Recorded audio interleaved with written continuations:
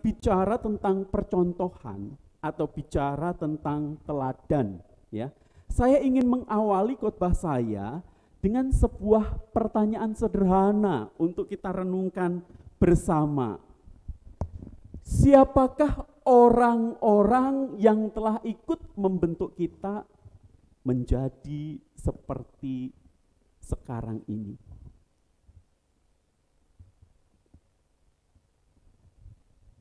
Yang saya maksudkan adalah orang-orang yang telah mempengaruhi kita, ya, yang telah memberikan suatu dampak yang signifikan dan meninggalkan kesan yang tak pernah terlupakan di dalam hidup kita. Mereka yang telah sedemikian rupa mengarahkan kembali langkah kita di suatu masa yang menentukan dalam hidup kita, sehingga kita mengenang mereka, ya, sambil merenungkan dengan mengatakan seperti ini. Saya tidak akan pernah menjadi seperti sekarang ini jika bukan karena dia. Wajar mungkin kalau kita teringat orang tua kita, mungkin papa kita yang selalu konsisten untuk membimbing kita, atau mama kita yang selalu memberikan perhatian kepada kita. Namun yang saya maksudkan pada kesempatan hari ini adalah orang-orang di luar keluarga kita, ya, seperti guru kah mungkin, pembimbing kita, seorang dewasa di lingkungan sekitar kita, atau mungkin orang yang ada di gereja kita, ya. Saya mau katakan bahwa mereka tidak berkepentingan sebenarnya dengan kesejahteraan kita, namun telah mengundang kita masuk dalam hidup mereka sedemikian rupa sehingga meninggalkan kesan yang tidak terlupakan di dalam kehidupan kita. Ketika saya masih SMP, saya sangat terberkati sekali dengan para mahasiswa praktek dari STT waktu itu, ya. Mungkin saat hari ini para guru-guru Sabtu Ceria, ya. Saya terkesan dengan hidup mereka sehingga itu yang menggugah hati saya untuk menjadi seorang hamba Tuhan. Terus kemudian dengan berjalannya waktu ketika saya SMA, ada kakak rohani saya. Dia mengatakan seperti ini, "Hen, kalau kamu mau jadi hamba Tuhan, jangan jadi hamba Tuhan yang sekedarnya," dia bilang. "Kamu masuk saat saja Seminari Alkitab Asia Tenggara." Pertama kali saya mengenal kata Seminari Alkitab Asia Tenggara dari dia, padahal dia bukan lulusan situ. Dia memberitahu saya, sampai akhirnya saya masuk Seminari Alkitab Asia Tenggara. Di satu sisi, sebelum saya masuk seminari, saya pernah pelayanan di Balai Karangan, ada Yayasan Bukit Pengharapan, ya. Nah, di situ saya diteguhkan oleh orang-orang yang ada di situ. Saya nggak suka mengajar waktu itu. Saya lebih suka kepada tanaman, nanam tanaman, bunga-bunga, saya suka sekali. Tetapi kemudian pemimpinnya di situ, Pak Abraham, masih ada beliau dan masih memimpin di situ. Beliau berkata, "Kamu cocok jadi guru," dia bilang. "Kamu ngajar saja."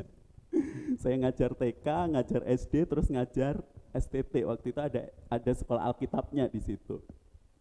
Dari situlah kemudian saya semakin diteguhkan, iya, menjadi guru adalah panggilan saya. Ketika masuk seminari, saya menggumulkan itu dan menekuninya sehingga sekarang saya menjadi pemimpin di sekolah. Dan tidak berhenti di situ, ada Pak Jimmy yang meneguhkan saya ketika saya akan merasa undur untuk menjalani panggilan saya. Rekan-rekan, apa yang saya ingat ini, ya, tentang orang-orang yang telah memberikan bagian dari kehidupannya buat saya, yang Tuhan pakai untuk mengarahkan saya. Bukankah sebenarnya kita pun juga mengalami hal yang serupa dengan yang saya alami, benar? Maka dari itu, saya mau katakan ini, ya.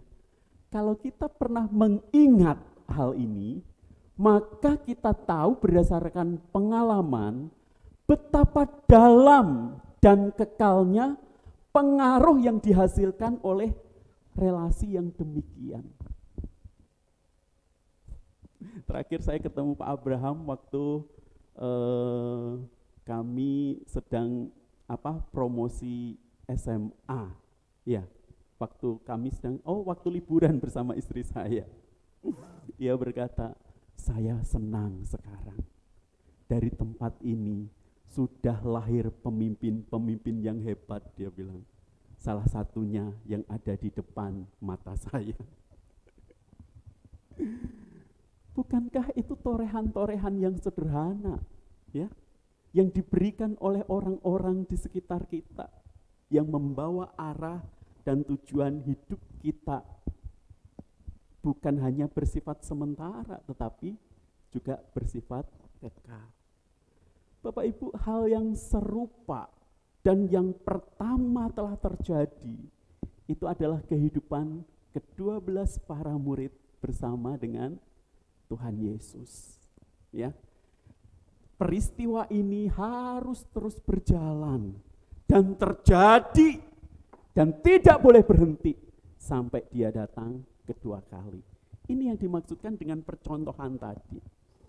Kisah tentang pembasuhan kaki merupakan bagian dari farewell discourse. Terlalu kecil ya tulisan saya. Atau biasa kita kenal dengan amanat perpisahan. Jadi ini adalah kisah di mana Yesus tahu bahwa dia akan meninggalkan murid-murid dan kembali kepada Bapa. Ya. Maka dari itu dia memberikan sebuah teladan atau contoh selama kurang lebih 3,5 tahun bersama para murid. Bukan hanya waktu-waktu tertentu saja loh. 3,5 tahun itu tinggal bersama-sama, ya, tidur bersama, melakukan apapun bersama, hari-hari bersama, dan itu dilakukan oleh Tuhan Yesus kepada para murid. Kita pahami dulu tentang kata teladan atau contoh. Pada zaman Greko-Roman itu zaman Yunani Romawi ya. Kata itu digunakan untuk memberikan contoh atau teladan dalam hal kebajikan, sesuatu yang baik, ya. Misalnya teladan yang dipandang baik dan bernilai adalah keberanian dan kecakapan dalam bidang militer. Kalau seorang militer memberikan sebuah teladan tentang kehidupan yang berani dan cakap menjadi seorang militer yang baik, itu adalah sebuah contoh dan teladan yang harus ditiru. Nah, di sisi lain, justru Tuhan Yesus menekankan teladan yang baik yang harus ditunjukkan itu bukan dengan sikap kebanggaan atau kehebatan.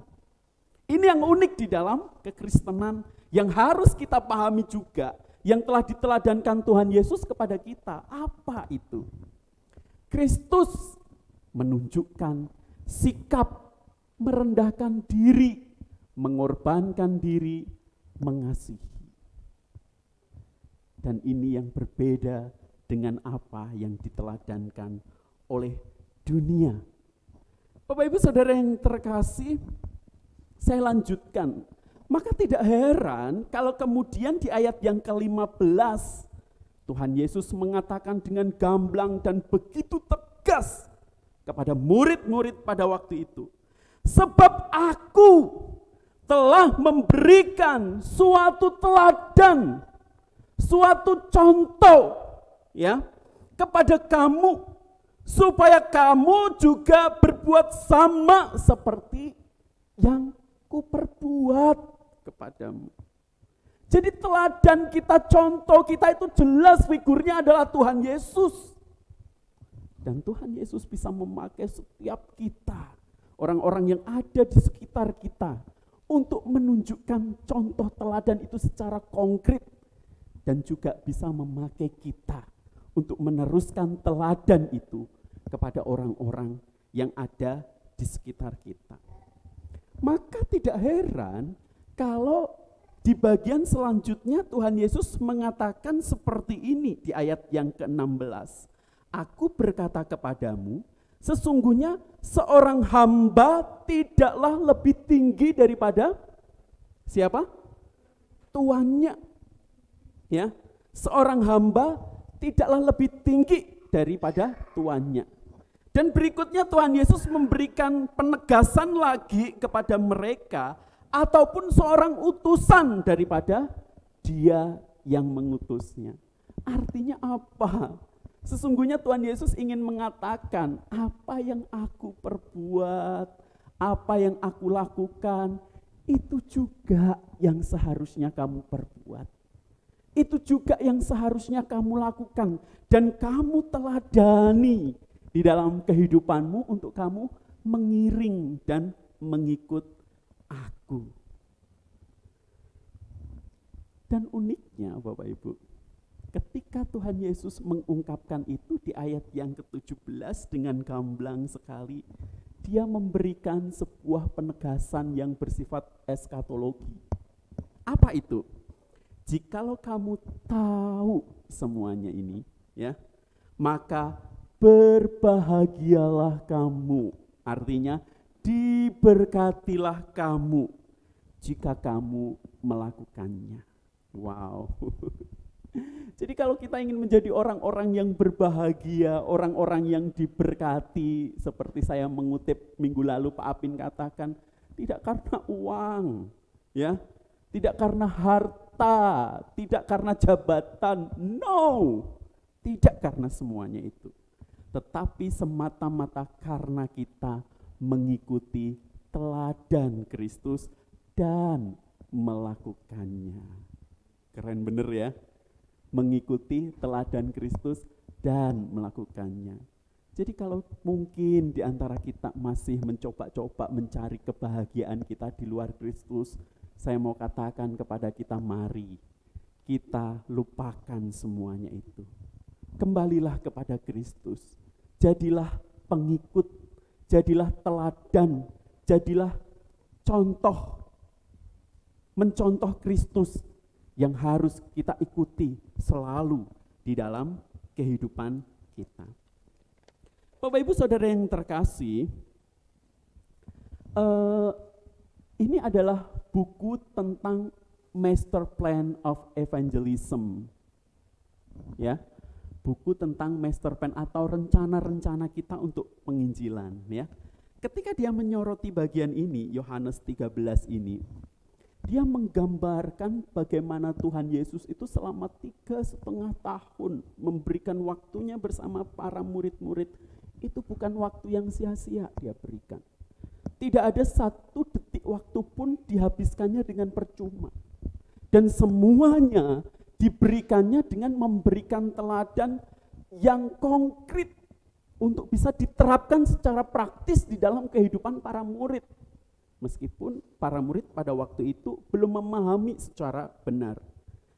Dikatakan demikian, mencontohkan cara hidup yang dirancang Tuhan untuk dijalani umatnya adalah bagian yang disengaja dari strategi Yesus. Jadi dengan kata lain, kalau kita ingin mewujudkan sebuah penginjilan dan pemuritan yang konkret di dalam kehidupan kita, satu-satunya cara yang harus kita berikan adalah kita menjalani hidup yang serupa dengan Kristus. Hidup kita adalah hidup yang mengikuti apa yang Kristus lakukan. Hidup kita adalah hidup yang meneladani apa yang Yesus perbuat. Jadi ke-12 murid menemukan kehidupan yang harus mereka jalani dan mereka ajarkan itu dari pribadi Tuhan Yesus sendiri. Keren kan? Makanya tidak heran kalau di dalam pemahaman teologi itu, wahyu khusus itu ada 2. Wahyu khusus itu ada 2, apa coba? 1 Alkitab, 2 apa? Tuhan Yesus, benar sekali. Ya, 1 Alkitab, 2 adalah Tuhan Yesus. Itulah wahyu khusus Allah yang dinyatakan kepada kita. Segala sesuatu tentang Yesus adalah percontohan untuk kepentingan yang harus diteladani oleh para murid. Yesus dengan sengaja membiarkan mereka melihat dia bercakap-cakap dengan Bapa melalui doa. Dan Yesus tidak pernah memaksa mereka berdoa, tetapi memperlihatkan bagaimana kehidupan di dalam doa itu sampai akhirnya murid-murid ingin berdoa seperti Tuhan Yesus dan minta diajarkan. Betul? Dan kemudian Yesus memperlihatkan kepada mereka bagaimana Yesus belajar tentang firman Tuhan dan menghidupi firman Tuhan itu di dalam kehidupannya. Semua yang dikatakannya kalau dicatat di sini hampir keseluruhan adalah kitab PL yang diucapkan, diajarkan kepada para murid dan orang-orang yang ditemuinya pada waktu itu. Namun yang terpenting dari semuanya itu adalah Yesus menunjukkan kepada mereka bagaimana memenangkan orang bagi Tuhan. Dia tidak memakai cara yang memaksa, tetapi dia menggunakan cara menunjukkan dirinya sendiri sebagai teladan untuk dilihat dan diikuti. Bapak Ibu, saya pikir metode ini adalah metode yang harus kita ikuti di dalam kehidupan kita. Kita bicara gimana sih caranya supaya kita bisa memenangkan orang bagi Tuhan. Saya kan tidak fasih berbicara, betul? Saya kan nggak bisa berkata-kata, mungkin di antara kita ada yang begitu. Oh, saya nggak punya waktu. Ada begitu banyak alasan yang membuat kita merasa kita nggak mampu untuk menjadi pemberita Injil yang baik. Tidak. Sesungguhnya ketika kita meneladani Kristus dengan menghidupi kehidupan kita sehari-hari, meneladani Kristus dan menjadi serupa dengan Kristus, itulah yang disebut penginjilan. Membawa orang untuk datang kepada Kristus.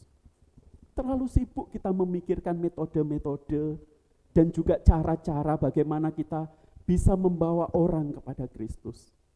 Tetapi Kristus menunjukkan dirinya sendiri yang otentik untuk menjadi teladan bagi semua orang mengikuti dia. Hal yang serupa seharusnya bisa kita teladani dan menjadi contoh buat kita saat hari ini. Namun ada satu pertanyaan yang penting yang seringkali kita pikirkan di dalam kitab, Pak, itu kan Kristus. Dia kan Tuhan yang begitu sempurna, tidak ada cacat celah di dalam kehidupannya. Bagaimana mungkin saya bisa seperti dia, yang dapat menghidupi kehidupan sehari-hari dengan perfect, tanpa melakukan dosa dan apapun. Bapak Ibu Saudara yang terkasih, saya mau katakan kepada setiap kita yang ada di tempat ini, saya tahu setiap kita rentan di dalam hidup kita untuk kita bisa berbuat dosa dan menjadi batu sandungan bagi orang lain termasuk saya. Kita rentan, tidak ada dari antara kita satupun yang begitu sempurna sehingga kita berani berkata, ini loh aku adalah pribadi yang serupa dengan Kristus. Justru ketika kita mengatakan itu, sesungguhnya kita telah menjadi batu sandungan dan nama Tuhan tidak dimuliakan di dalam kehidupan kita. Bapak Ibu Saudara yang terkasih, Tuhan adalah Allah yang sempurna dan kita adalah manusia yang berdosa. Justru di dalam kelemahan-kelemahan kita, Tuhan bisa ubah dan pakai itu semua untuk menyatakan kemuliaannya di dalam Tuhan, asal kita mau bergantung penuh kepada Dia. Saya ada seorang teman yang menyerahkan dirinya untuk menjadi seorang hamba Tuhan full time. Ketika kami kuliah bersama di seminari, waktu itu dia skripsi. Terus kemudian pada waktu dia skripsi itu, dia diizinkan sakit, Bapak Ibu. terus dibawa ke dokter. HB-nya turun. Kok HB-nya nggak bisa naik-naik? Akhirnya dites lebih jauh, ternyata dia terkena penyakit leukemia. Tahu penyakit apa itu? Kanker darah, ya, penyakit kanker darah. Suatu kali dia merasa down sekali, tetapi itu tidak mengundurkan niatnya untuk selalu membaca Alkitab dan renungan firman Tuhan. Di dalam sebuah perenungannya, dia bertanya kepada Tuhan, Tuhan, bukankah aku sudah menyerahkan diriku untuk menjadi hamba Tuhan sepenuh waktu? Bahkan aku sudah mau merencanakan untuk melayani bukan di gereja yang besar waktu itu, di sebuah gereja yang kecil, yang jauh dari keramaian. Dia udah merencanakan pernikahan dengan pacarnya, tetapi Tuhan izinkan dia mengalami leukemia itu tadi. Suatu kali ketika dia membaca renungan harian dari ODB, dia membaca kisah dari Musa yang petah lidah itu. Saya kan tidak petah lidah, tidak bisa berbicara. Terus di situ dia melihat Tuhan berbicara kepada Musa. Apa yang ada di tanganmu, Musa? Tongkat, ya kan? Lemparkan tongkat itu. Ketika dilempar jadi apa? Ular. Ambil kembali. Jadi apa lagi? Tongkat kembali. Dari situ dia menangis dan dia kemudian dikuatkan lagi oleh Tuhan. Aku akan pakai penyakit leukemiamu untuk menjadi berkat dan memuliakan namamu. Bapak Ibu, bukan berarti dia berumur panjang sampai sekarang masih hidup, enggak. Beberapa bulan kemudian dia meninggal.